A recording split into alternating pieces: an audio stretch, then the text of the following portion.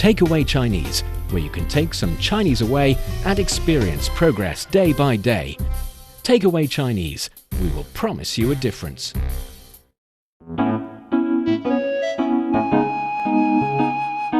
你好，欢迎收听随行汉语 Welcome to Takeaway Chinese. I'm Niuniu and I'm joined by Steve Hatherley. If you're interested in Chinese culture and you want to get a grip on the Chinese language, then this is the show for you. Stick with us for 30 minutes and you soon see the rewards. And for more fun Chinese learning, follow our Facebook page, Learn Chinese, to watch many fun videos and live streams. But now, let's provide you with some free Chinese for takeaway. So, for your free Chinese to take away, Steve, first I'd like to ask you a question because I've been talking to a lot of foreign friends who wanted to learn Chinese. Can you guess what is the most desired phrases they want to learn? That your friends want to learn? Yeah, my foreign friends. When they live here or when they're just traveling here? Both, a little bit both. Actually, the answer is the same. Oh, really? I don't know. Because the reason I can't take a guess is because there's a million possibilities. There are a million possibilities, yet apparently many of them want to learn how to say hello. That's for sure, 你好, but most of them have already been exposed to this expression in a lot of other occasions, so they already know how to say 你好. Some of them want to say I love you. That is a good one. Okay. Well, I do that too when I am new to a language. I'd like to know how to say I love you in that language. I cannot use it in a certain scenario because apparently I cannot say I love you to a stranger in a strange country. That would seem like a weird thing to do, I think, but right? It's a fun thing to say because if you cannot really say it to anybody, but you can show people you know how to say it. Oh, yeah, okay. It's like saying in English, I know, I love you. Yeah. You say, oh, yeah, that is, I love you in English. It's true. It's lovely. Yeah, it's true. It's one of the first things people learn how to say, I guess, in a language, even though it's something that you're not going to say. 사랑해요, right? On a daily basis. 사랑해요 is exactly how you say it in Korean. In That's Korean, right? I know how to say I love you in many languages. But listen, I don't know many languages. If you're going to say it in Korean, you have to say it like Korean drama style. Really? 사랑해. That's really good. I know this is improbable, but if we have a Chinese girl learning Korean from a Canadian guy in English kind of show, wouldn't that be cool. funny? Wouldn't that be funny? Learn Korean through an English speaker who speaks Korean as a second language, third language. I don't think many people would listen to that for the purpose of learning. Probably not, nor should they. Nor should they. But the idea is that there are many things people want to learn when they start to learn a new language. What is it then in Chinese, I love you? 我爱你. 我爱你. Yes. It's not that difficult. 我 is I. 爱 is love. And 你 is you. I love you. I love you. 你. Yeah. Literal translation. Very easy and very grammatically correct. Very useful. There you go. And that is 我爱你, I love you in Chinese. And actually, one thing that I've been asked so many times about how to say in Chinese is, this is so expensive, I cannot afford it. Yeah. I'm not really sure whether or not it's the case. I don't think it's the case for many people. It's not that something is really too expensive. It's more like this is their bargaining expression. Yes, it's a bargaining technique. And that is exactly what I wanted to ask you about today for my takeaway Chinese. Can you give me a discount? Can you give me a small discount? Now, I know from culture to culture, asking for discounts is either acceptable or sometimes expected, because people in different markets, right? They expect you to ask, and it's all part of the purchasing process. But in other cultures, in other markets, in other places, supermarkets? In supermarkets, there's no negotiating over the price of a banana, right? But if you're at a fruit market and you're buying a lot of fruit, then maybe you can ask for some kind of discount. So that's my question today, and I thought we could talk about the haggling culture here in China, whether it exists or whether it doesn't exist or if it used to exist. Yes, actually it exists, of course, here in China. We have a really long history. I think it's safe to say many things, most of the things have already happened here or had happened here. So yes, the discounting culture, the bargaining, haggling culture is definitely part of a very important culture. Of course, nowadays, with more and more people purchasing online, with more and more people purchasing in supermarkets or even shopping in a mall, yet the kind of mall that do not really authorize their salesperson to give you the kind of discount, or at least different salesperson with different level would have different rights to give you different levels of discounts, Yes. that kind of situations. So it's not an integral part of our life as it used to be. Yet it's definitely there, and there are many ways of saying it. One very common one, the one related to discounts, as you said, is 打折吗?打折折吗? ma. Uh-huh. Ma, we know, is the question. Yes the, or no. The question part. Uh-huh. 打折 Is discount. 折 is 折 discount. Yes, 打折.打折吗? 打折吗? Yes, precisely. It's easy, 3 characters. And you can kind of understand 打 as the verb here. It's like having a discount. Okay. And 折 is a bit like the noun part of the word. The word itself is a verb, yet you can also understand the nature of each characters differently. And 折 itself also carries the meaning of fold. So if you think about the price as a paper and you fold it a little bit, it gets smaller. Okay. Yeah, so Right? that makes sense. It makes sense. 打折吗? 打折吗? Now, can you play with the tone of your voice, not the tones in the words, to make it a little more playful? I find oftentimes when asking for a discount in a market or at a shop, then if you're a little bit more charming, if you're a little bit more playful, then you're a little bit more likely to receive that. We were shopping for plants near our radio station. There's this beautiful plant market. It's underground, and it looks like the type of place where you could negotiate a little bit. It's not in a department store. It's not in a high-rise building. It's an underground plant market. So when we were buying our plants, I used the phone translator to ask for a discount. And in the beginning, the shop owner's like, no. And then I switched to English and I said, oh, come on. Now, maybe they didn't Use your understand, charm come on. But they understood what I was trying to do. Here's my question. Instead of 打折吗, which sounds very formal, could I say something like 打折吗? Something like that. I understand how come you wanted to do that because I feel like that's a very Korean kind of accent or tone or feeling behind that. Yeah. Like you said, 打折吗 is a little bit too serious or official because 打折吗 itself can be translated as a discount. Can I have a discount? Of course, you can say 打个折吧. So we talked about 打 is the verb kind of character, 折 is the noun kind of character, and 个 is actually a measure word. It's like a little bit of something.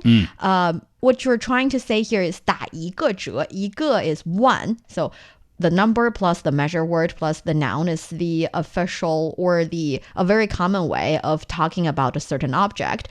That's not the point. The point here is 打个折嘛. It's kind of like making it a bit lighter, making it a bit more conversational. But 打折, the action itself carries the meaning of having a certain percentage of discount. And that is not very common in a fresh market or a plant market. The common way of doing that is they deduct a certain number from the price. So, for example, if the price is 9.5 yuan, I would say, I would get rid of the 0.5. It'll be just 9.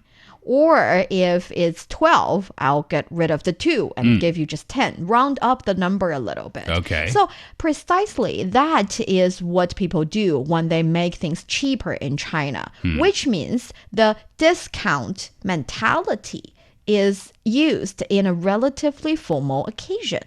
which means the discount mentality is not suitable when you want to be less official, when you want to be a little bit playful. So what people usually do is to precisely just use the word, can you make it cheaper? Can you offer me a cheaper price? Which is 便宜点吧. Oh, that's a good one. Okay. 便宜.便宜. Yes, 便宜 means cheaper or cheap. Okay, 便宜. 点. 点 means a little bit. 点 in itself is a dot. So 点 is a little bit. 点嘛. Ma, yes. And Okay. this ma is a different ma. This is not the yes or no question signal kind of ma. Oh. This is like, please, let's do this. Like, I'm trying to persuade you to do this. 便宜点嘛.便宜点嘛. 便宜点嘛. See, now you hear the tone. 便宜点嘛. Ah, exactly. That is a good one. And that is the one you can use in a fresh food market, a plants market, not in a high-end restaurant, not in a super luxurious brands all over the place kind of mall. Yeah. So, yeah, in those malls, you can say 打折,打个折吧, or 打折吗? So, if I'm buying a plant and I want to ask how much is this, then first I can say 多少钱? How much money? Yes, 多少钱?多少钱 means how much is Yes. this? And if they said 一百 yuan, that would mean 100 yuan. Then I can say 便宜点嘛. Perfect. 便宜点嘛. 便宜点嘛. Right? That's the persuading and negotiating kind of way. And this is the expression where you can be a little bit cutesy Exactly. with your tone, but if you say 大舅嘛, then that's perhaps a little bit more. You're probably not buying a plant in a plant market. No. Right? And also when it comes to 打折嘛, here's another thing. In China, or maybe at least according to my life experience, if we're talking about a discount, it's more or less a discount, a promotional campaign kind of activity that is happening, for example, in the mall. It's not like the salesperson can give you the discount willy-nilly. It's more like during this period of time, it's the 中秋 festival, the Mid-Autumn Festival is approaching. We are having this discount campaign here in the mall, and different stuff in different categories would enjoy different discounts. And for this one, there is 15%, that one is 20%. And you ask 打折吗? It's kind of like saying, recently, do you have any promotional campaign? It's not saying, can you give me precisely that discount? In a restaurant, sometimes in America or Canada or other countries, you can ask the server, do you have any specials today? Is 打折吗 asking, is there anything on the menu that is discounted? Actually, you can use that. And when you use that, most of the times they would recommend to you some specials of the day. Another way of saying it is definitely to ask whether or not you have any combo of food with a staple, with meat, with it's just a set, a meal set. We would also ask 有套餐吗? That's the meal set phrase. But yes, if you say 打折吗, probably they will understand that the idea is that I'm looking for something more cost effective. Oh, okay. So you're not necessarily asking for the specials or the already discounted items. You're just asking for A better plan. a cheaper something. So if I go to a restaurant and they come to the table and they're asking, what can I get for you? Then if I ask 打折吗, then I'm asking, what's something affordable on here? My feeling is that the helper would definitely understand what you're looking for, but it's not something that people will use, or at least native speakers would use in a restaurant. That's good to know. And we can also say 有没有特价菜? We know 有没有 is whether or not you have this. Do you have it or not? Is there this? And 特 is 特殊 special. 价格 price. So 特价 would be special price. It's not specially high. It's definitely lower than usual. And 菜 is dish. So 特价菜 basically is talking about the special. So that is a more common expression you will hear in a restaurant. I understand. So when it comes to buying things, there are different ways. And we've already talked about this being a little bit cute, saying, come on, give me a better price kind of way. Actually, there are a lot of bargaining ways that I am not an expert at, but I know this one. That is play hard to get. Play hard to get as a consumer. It's like... Okay, not in a romantic way. Not in a romantic way. I'm still talking about shopping. And when you're shopping, you can act like, I kind of like the item you're selling, but no, I don't know. I don't know. And it's not the kind of I don't know, as in I haven't made up my mind. It's like, no, this is way too expensive. I'm not getting that unless you give me a discount. Right. In that case, people would go to the phrase that we talked about in the beginning of the show. That is, this is too expensive. I'm not buying that with that price. And that is 太贵了. 太贵了. And 太 here means very or too. And 贵 is expensive. 了 is put at the end of the sentence to make the sentence grammatically correct. Oh, okay. 太贵了. 太贵了. This is too expensive. 太贵了. I am not doing that. 太贵了. 便宜点. So this is too expensive, make it cheaper. So here you're not playing cutesy. You're playing hard to get as a customer. So 太贵了,便宜点. So this is too expensive, make it cheaper. And here 便宜 is used as actually a verb. So instead of being the adjective as not expensive, as cheap, you're using it as make it cheaper. 便宜点. We talked about 点 being the a little bit. So when you say 便宜点嘛, make it a bit cheaper. It's kind of like the persuading, cutesy kind of tone. And 便宜点, make it cheaper. It's almost like an order. It's you're commending them to make it cheaper. In what space can we use these expressions? 太贵了 and then 便宜点. In what situation would you use that? If you're shopping at a market for, let's say you're buying a purse or something, or a backpack or something like that, like you would find in a common market, and they give you a price and you say, in that situation, can I say, 太贵了,便宜点? You can. Okay. You can. These are, I feel like, the same situations that you would use 便宜点嘛, make it cheaper, or actually even in a relatively high-end market where you feel like you can negotiate, because those markets exist as well. Can I ask you one more question? Yes. Okay, so as important as it is to learn these expressions for me to use, for a new student of Chinese to use, we also need to know a little bit about what the other person is going to say, right? So that we know how to respond. If I say to someone at a market when I'm shopping, they say, oh, it's this price. And I say, 太贵了. Then they will probably ask me, then how much do you want to pay? So what is that sentence? Okay, so to start with, they would say 不贵. It's not expensive at all. Okay, that's good. 不贵. 不贵. It's not expensive. 太贵了. We know 不 is the negative. That means not. 不贵. No, it's not. And maybe, like you said, they would say, how much are you willing to give? Something like 你能给多少? How much are you giving? But I have to admit, I'm not an expert when it comes to this. Most of this situation I have encountered, they would just give me a price that is just a little bit smaller than the price on the price tag. So if it's 510, they would say, I'll give you with 500.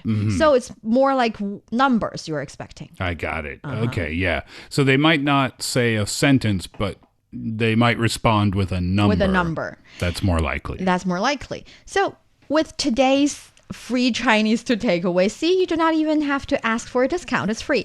When it comes to this, I think it's a good example to see that even though we say the Chinese language has 4 and 5 tones, the tone behind the sentences, the feeling, the way you say it actually matters a lot. Yeah. And that's the case with probably most languages. Exactly. Yeah. And it is the case with Chinese as well. I think because some people would find it a bit confusing. You've already got the 5 tones with each characters. Do you have room for different tones? Yes, we do. And Steve has demonstrated quite well when it comes to 便宜点嘛 and 便宜点嘛 or 太贵了便宜点. See, you can hear the difference. And the reason I picked up on this is because of paying attention to flipping through the channels on television, stopping for a few minutes on Chinese dramas. Not because I can understand, but only to watch how people behave when they speak. And also when I'm out in public, how people use their voices and their body language when they're in different contexts, in different situations. And yeah, of course, in Chinese too, people act cute sometimes and people act angry sometimes. And you can hear that reflected in the tone of their voice. So of course, they're using the tones for the words correctly, but there's also the tone in their emotion mixed in with those tones from the words too. Precisely that. Yeah. And since I say this quite a lot, but I have to reiterate it once again, since it's really important, Chinese is really a high context language. Sometimes with just 2 or 3 words combined together, forming a sentence, the meaning of that sentence can vary quite drastically in different situations, and you have to read between the lines. You have to read the context in the sense that understand what is said beforehand to understand what the sentence actually mean. And when it comes to communicating with people via, for example, WeChat or text message, written message will lose a little bit.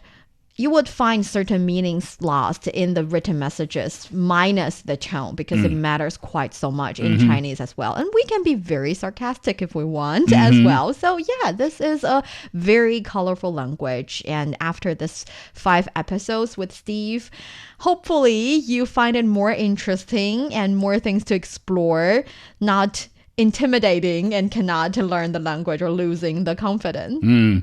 One final thing before I wrap up my episode series with you. One really easy thing that I've noticed a little bit different from English to Chinese is the simple use of the word ni hao.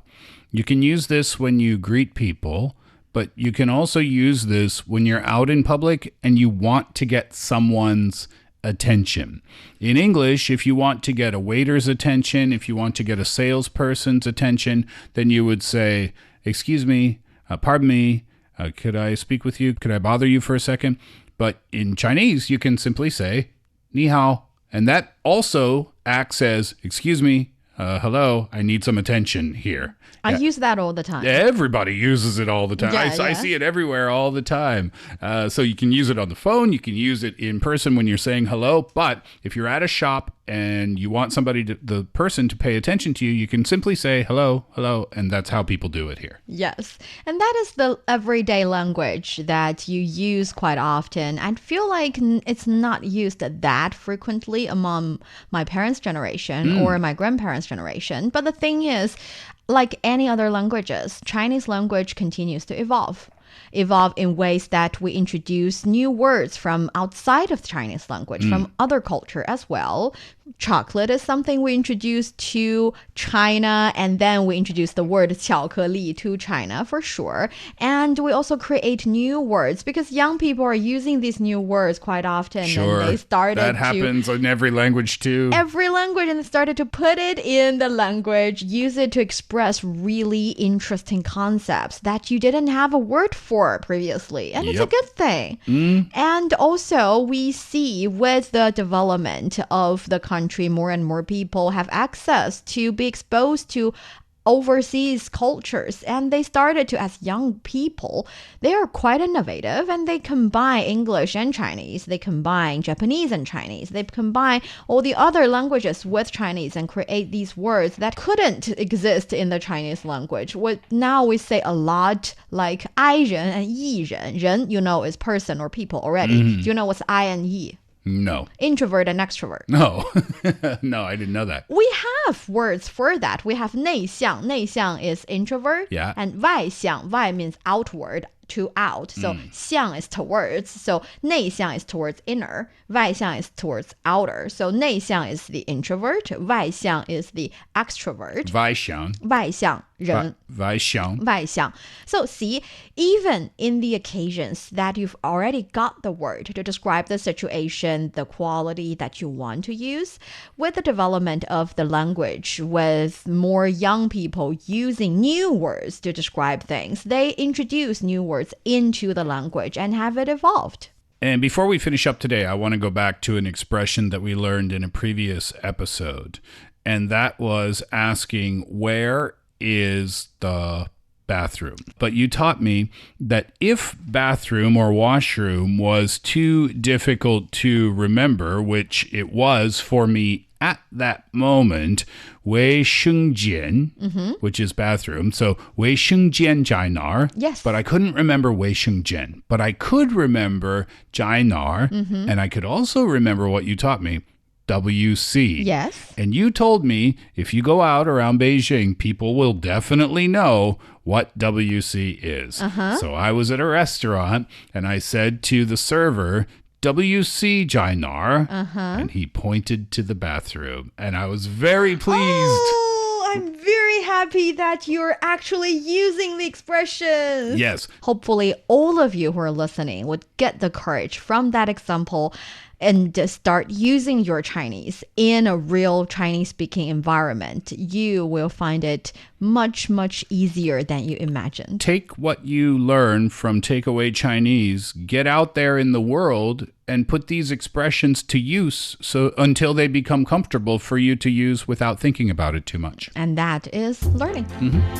That brings us to the end of today's Takeaway Chinese. I'm Niu Honglin with Steve here in the studio. For more episodes of the show, you can visit our website at radio.cjtn.com and go to the column podcast. You can also listen to the show and read the script there. Find us wherever you listen to your favorite podcasts. Just search for Takeaway Chinese. Don't forget to leave your questions, comments, and ratings. 感谢收听，我们下次再见。谢谢。